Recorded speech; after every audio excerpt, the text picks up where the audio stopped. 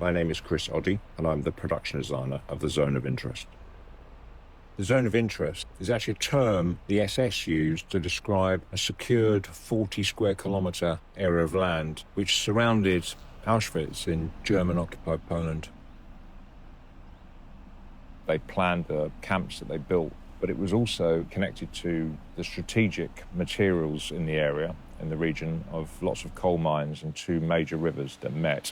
So that's the Zone of Interest, and that's where Auschwitz was built, and that's where the film is set.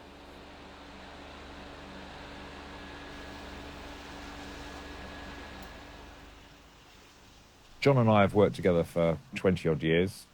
We have talked about, and he talked about this project maybe nearly 5 years ago with me. And it was very heavy script. The very first draft was very difficult to see how one would approach it, really. A daunting task, and it remains so, really.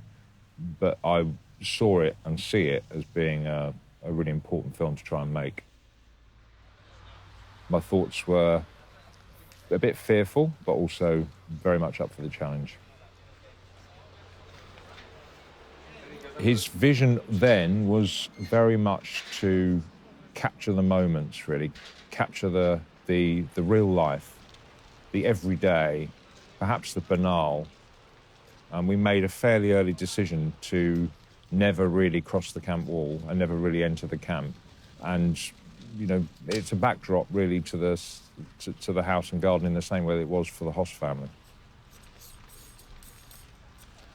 We started with reality. We started with the real house. We started with any archive we could unearth. And that was sort of set against what is left of the reality of the house, which a lot of which is still evident today. And then the branching out from that was really first stop, and really the most important kind of contribution really was the Camp Museum bookshop, actually. Lots of books there that really gave huge insight into first-hand accounts of life around the camp and life around the Hoss Villa as well, because there were accounts by people who cleaned the house for them. Really important reference for me and very useful.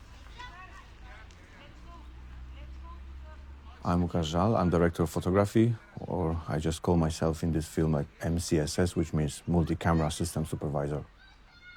We are using 10 cameras, and I think like John for the first time told me that he would like to have a camera as an eye. And I think that is really extraordinary that we just create this world and observing, having amazing set, and then we having people then and observing them for a long time, and you can't see any cameras, no movie set, no lights, and I think that's amazing. That's we building the world and just observing what will happen and capturing that.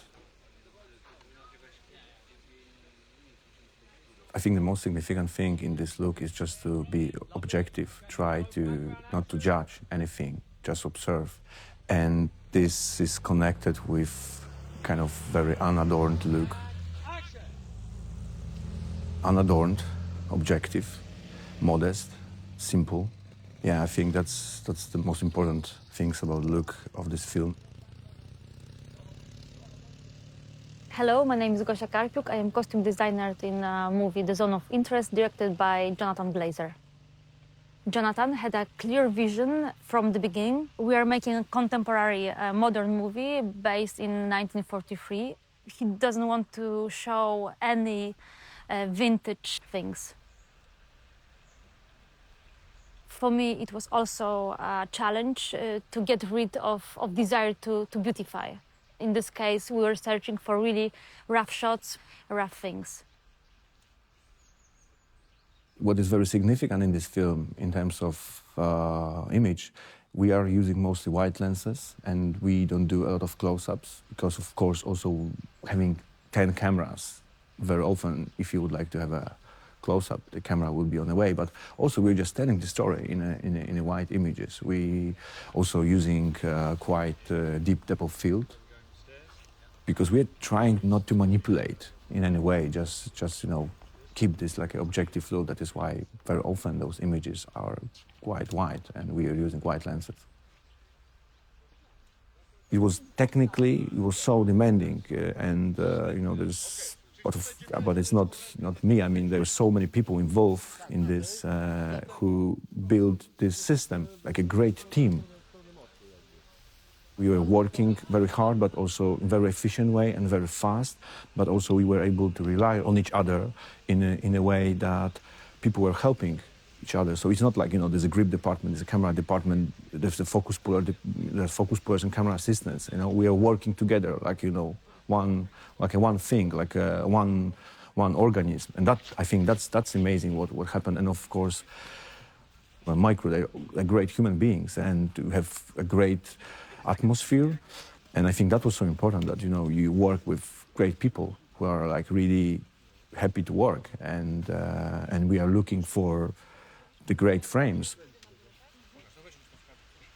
I got so much support from my crew, from grips, from camera operator. I mean, that's, I think, really amazing. And this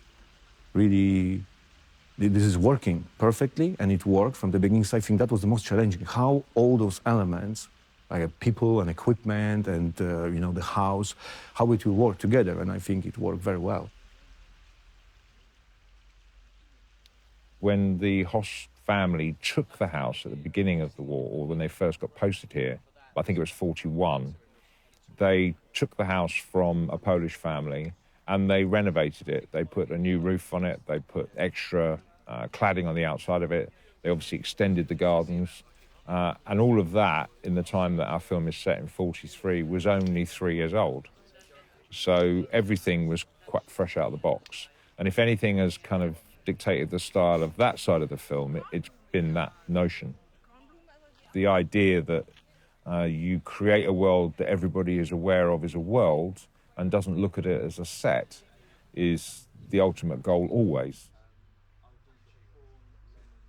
I think I was very keen to not try to recreate the past, but obviously stay in the present, because then was now.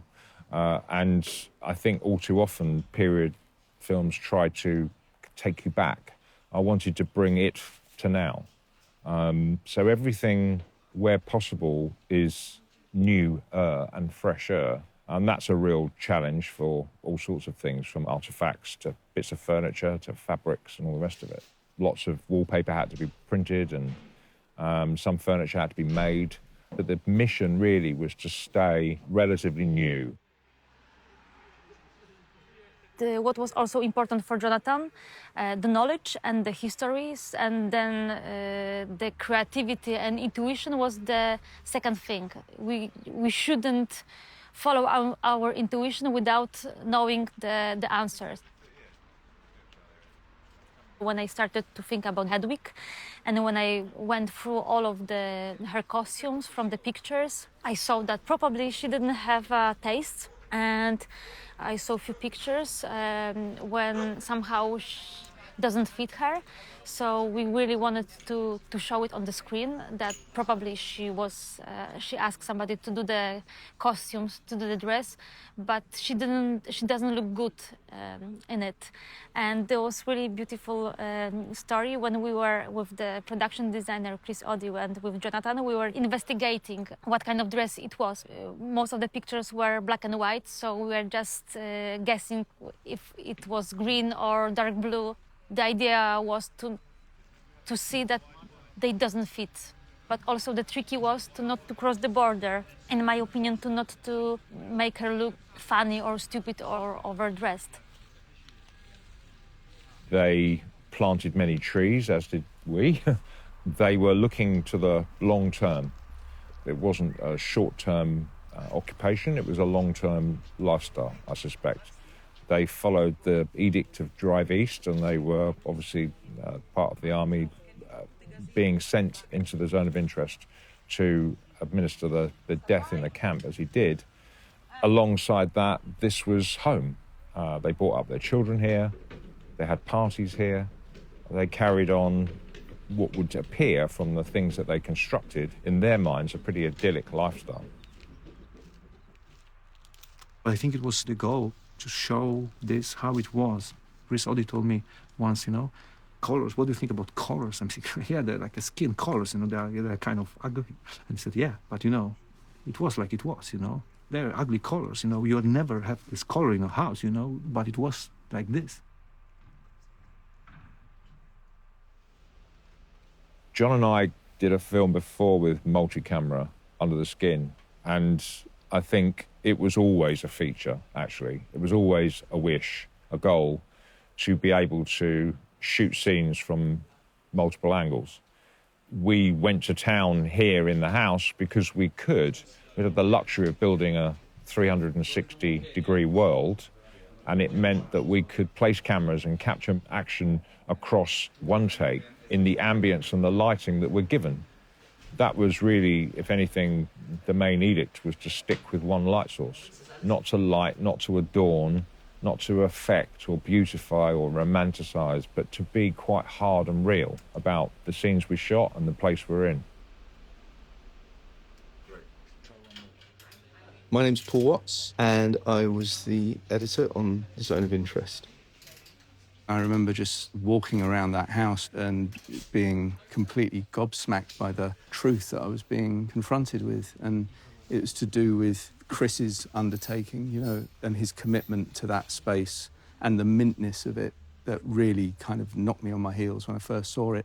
The proximity to this place that's just over there, that was a very profound sensation. I guess that was the beginning of my journey into this. And something else that Lukasz has said is, of course, over that 10-week period, I had hundreds of hours of material coming in at me. So every day, just head in the project, doing the thing that I'm used to doing and love doing, and kind of like, organising, getting everything sorted, ready to go. And then at the end of the day, walking out and being reconfronted with that space and the force that it emanated was kind of extraordinary, yeah. And the multi-cameras meant that we could decide where they were going to go and cover action continuously. So the characters never really left a camera angle, giving huge breadth to the editing because obviously the light stays the same, the moment's the same. It's a wonderful thing to be able to create a world where there isn't an angle you can't shoot. What was the most important for us was to be try not to judge, just to show this how it is, just observe. So we are using wide lenses. We are placing, very often we are just placing everything in the center. And also I think it's something which is very contemporary in terms of sharpness of these lenses, because we are using Leica M lenses, which are very clean and they don't impose any special look, but from the other hand, they are very cinematic. I think with this story and with this topic, we can't make this world attractive. We are not looking for any attractions. We're just trying to keep this in our mind that we need to just witness this, what is happening, and we can't do anything. We can add anything. We shouldn't look for an attraction and just capture this reality.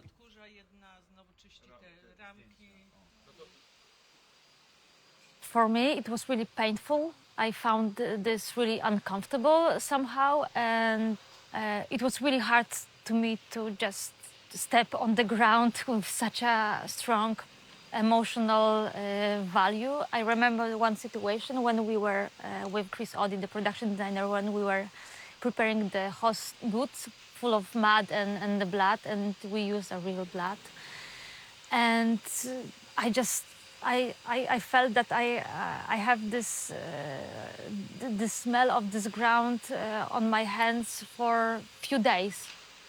It was really hard and really emotional, I have to say.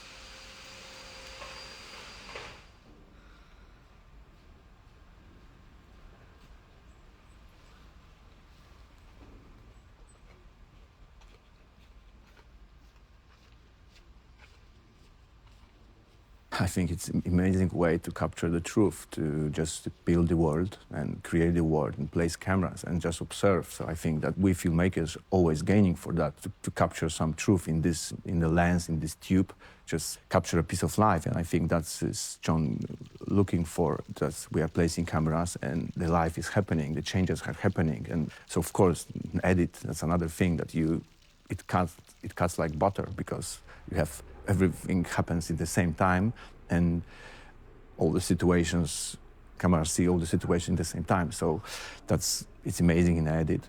And also all the changes, like weather changes, we are not using lights because we don't want our set to look like movie set. We just want this like a life. The whole inspiration were from the books and also from the archives about the Nazi people, about the Nazi families, what was important for them. But also it started from the knowledge what kind of opportunities this family had when they were here, and the information, the knowledge about the sources, because it was like a free sources. First, they could have the clothes from the Germany, and so it could be like a traditional clothes which were typical for the Nazi people. The second source was the opportunities that they had, which mean that there was like a special seamstresses and tailors and people who were doing the clothes for the people, for the families living in Oświęcim. And the third one was the Canada, where there was clothes after the Jews and after the prisoners. So all of them sources can help me to build the world and to build the wardrobe. The litmus test for me was looking at non-actors, the girls from the village, the children. There was something so present about all of them. And it's not just about the position of these 10 cameras, it's lack of crew, lack of sound men. You know, there's none of the furniture that comes with filmmaking other than static cameras on tripods in certain areas, which I think are quickly and easily forgotten about. The lack of all of that, and the lack of actually, okay, take one, perform please, that wasn't present in their experience of shooting a scene. And director, me, Mark, first AD, and my camera operator, we are mostly in a mission control. When we are shooting, we are hidden. Sometimes we were shooting outside exteriors, we were camera operator hidden sometimes, or we were using remote heads. But most of the cameras are fixed off, are lock off. I don't know what conversations John would have had before, during, or after those performances, but I do know that for minutes before through to minutes after, of like 20-minute chunks, there was just this space, and they'd come in and occupy it. And there was for me a presence amongst all of those characters. So often there's a stop and a start to the filmmaking process that I don't feel that there was. And I think the performances of all of those characters responded very favourably to that way of working. Lucia was a woman that John met, actually, when she was in her 90s, before she died. Shortly before she died, he met her.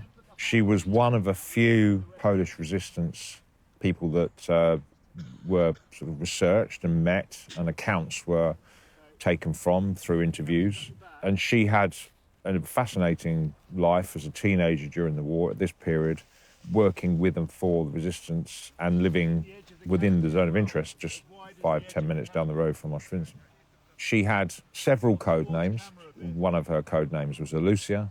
Her name was Alexandra. The opposite, really, to Hoss's very German, National Socialist, minimal, new, clean environment was Lucia's much more rich past, cultural family home. And really, if anything kind of influenced what Lucia became, it was based on photographs that were in the rooms we were in. As we were meeting and looking at the house the very first day we went there, within a room that was somewhat a museum, which was part of Lucia's flat when she was alive, was a table covered in family pictures. And Kazik, her nephew, gracefully let me borrow things from there. I got incredible, really well-preserved 1930s and earlier memorabilia and props that I put into the world of the film. And the photographs were a huge resource to know where to head for Alusha's interiors. A very beautiful story happened when we were fitting the Olusha, based on Alexandra, real person. I tried a lots of clothes on her, but during the preparation time, Chris was in the original house where Olusha was living, the real Olusha was living. And on the attic, sometimes he was texting me, okay, I found nice fabric, I found some books, and maybe would like to see. And once he came to my wardrobe with two dresses. One was some dress from the 50s or 60s, I guess. But the second one, which was broken and destroyed, and the fabric was not in the best condition, was definitely from 40s. And I said, hey, let's try to put Olusha in this dress. So during the fittings, I showed this dress for Jonathan. It was too big and really was destroyed. And Jonathan said, yeah, let's go, let's go for it, let's try it. And I asked my seamstress to change the cut and the size and to repair it. And our hero Olusha is playing in original Olusha dress, which is, for me, it's something also something special. And when we saw her on the screen, I talked to John that I cannot imagine her in a different dress. There's something that happened by the accident, but it exists, and all of us feel that there is a soul and this energy from original Olusha in new Olusha. There was blackout during the Second World War, so there was no light. You know, it was invisible in night. So, you know, it was John's idea just to use a thermal imaging, you know, and just use a military camera. We somehow adjusted to filming, which was not easy because it was designed for completely different things, for military. And then we somehow need to adjust it to filming, but it worked very well. And of course, it's interesting because it had quite low resolution. It was 1K. Because we need to crop it, because it was 4:3, and we use artificial intelligence to add more resolution, and it looks really amazing.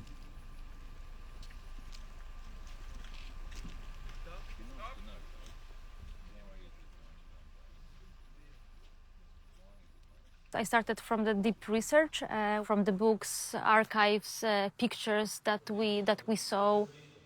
There was like a huge collections of the pictures that the British production found before I entered the project, and so everything was based on the knowledge and on the information that we get, and then we started to recreate, to build the world. And for me, it was really important to put as much information as I had into the world that we would like to present.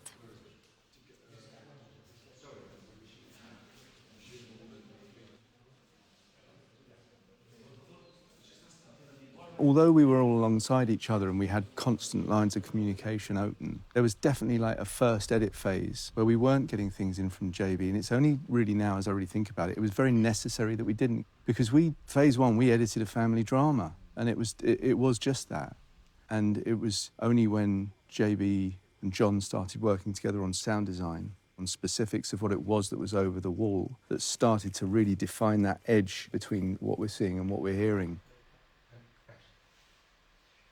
Rudolf Höss was stationed back to the headquarters of all the camps in 1943. We covered the patch of time when he's sent back to Oranienburg, and then ultimately he comes back to oversee the Hungarian transport.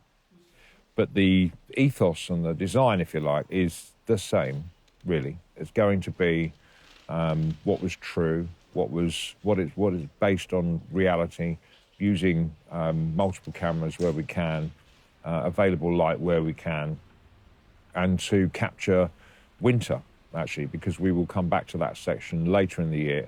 And that is both as a timeline shift change from being in the late summer of Oswiecim, we find Rudolf in Oranienburg in winter. That will obviously bring in a whole new palette and a new look, because we are inside and outside, so we'll see wintry nature outside. On Zone, we had somewhere between 700 and 800 hours of material, and I would say on a normal film, if there is such a thing, I wouldn't be surprised to max out at around 70 or 80 hours, I guess. And the issue is just 10 cameras. Like, if a well-covered feature, you'd expect 80 hours. When you've got 10 cameras, you've got 800 hours. The thing that was kind of extraordinary about that is I always imagined that kind of rather naively that 9 out of 10 cameras would be broadly useless. And actually, as I say that now, I realise that there's complete madness. And maybe that's the lie I had to tell myself at the beginning of the process to kind of feel like I could comfortably immerse into it. And normally when you're cutting a 1 or 2 camera situation where you're moving through different setups, like wide to a mid to a close to a set of overs for a dialogue or something like that, you spend so much of your time trying to understand where the opportunities for editing are. And usually there's an opportunity as someone sits down, or there's an opportunity when, there are specific moments where you feel you can get from that wide to that mid.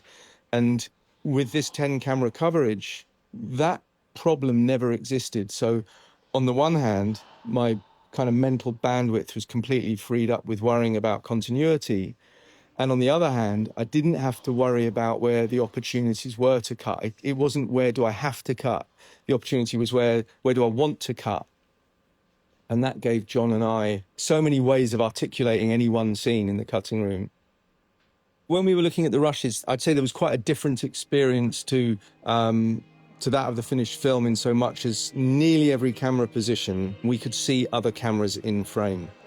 And I guess in many ways, it explained when we did cut to another camera, how that was achievable. And I just remember this sort of the extraordinary impact that came from, we had a really good workflow with post-production with one of us, whereby they were sending us shots, we were adding them into our timeline editorially. So the timeline kind of grew and developed as visual effects came in. And a large part of that was cleanups of cameras and within shots. And there was just this remarkable experience that I had when I started seeing shots clean up of the cameras that had recorded the previous shot you were in. It created an almost impossible viewing experience somehow. The fact that, there are these different perspectives to be had on a scene, but no recording devices in sight.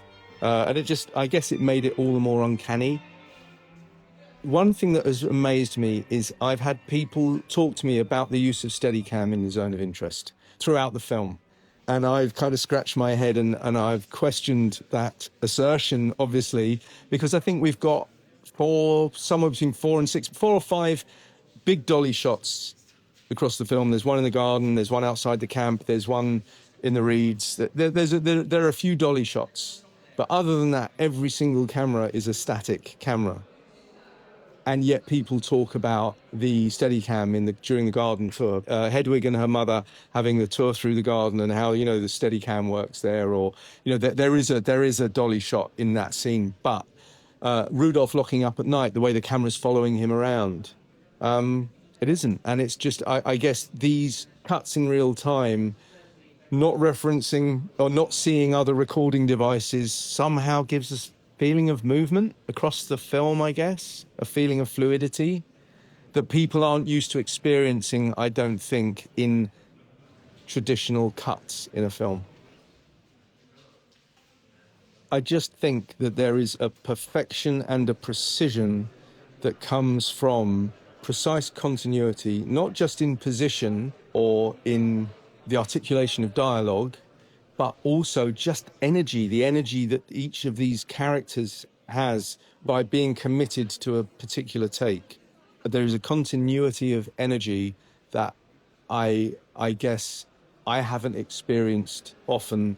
It feels fairly unique, I'd say, that continuity of energy and precision. I also have to say that there was few moments which moved me a lot. I don't remember when I had this kind of feeling like that something is moving me so much. The costume that I used to work with have such a big impact on me, and I'm full of hope that the people also gonna feel it like I felt in that moment. And I think I will keep this really deep in my heart, in my work.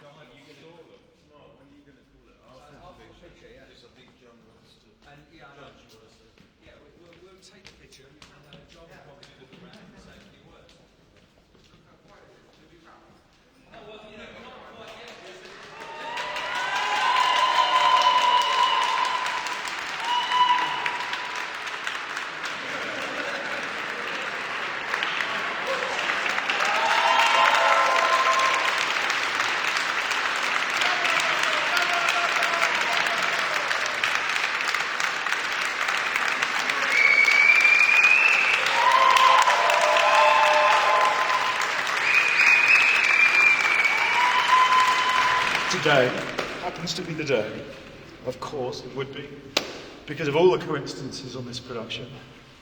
It is the 77th anniversary of the liberation of Auschwitz, okay?